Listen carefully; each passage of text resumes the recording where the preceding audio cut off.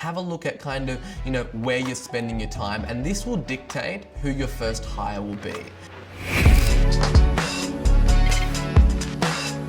For me in my business, I kind of looked at, what were the things that I was doing, and the majority of my day, 8 hours a day was done really selling over the phone and trying to bring new clients in, which was the lifeblood to the business and continues to be.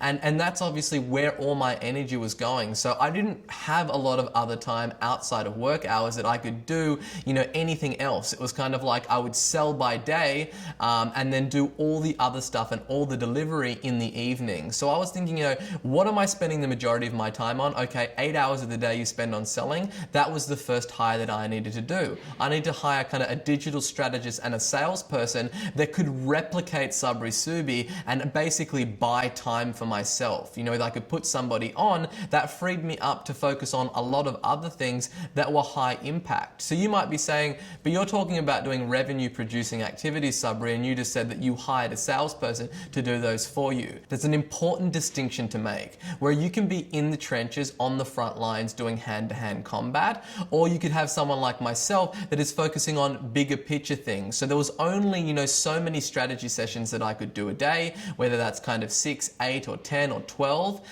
I wanted to basically focus on the activities that I could reach 100,000 people in the day. And that was basically by kind of scaling up and using paid traffic, where I could create ads that would reach those kind of numbers on a daily basis. And that's where the impact really lies. And then I could hire a salesperson to obviously deal with the influx of new leads that I was bringing into the business.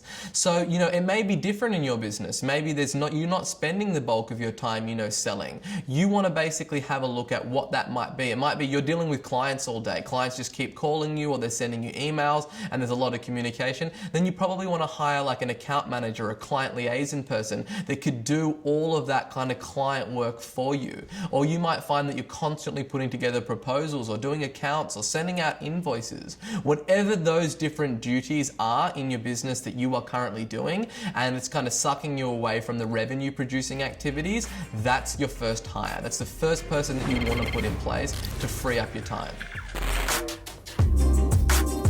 Hey guys, we're coming to you from lockdown in Melbourne. If you enjoyed this video, please like and subscribe, share it with a friend. We're dropping a video like this every day on YouTube, and I will see you in the next video.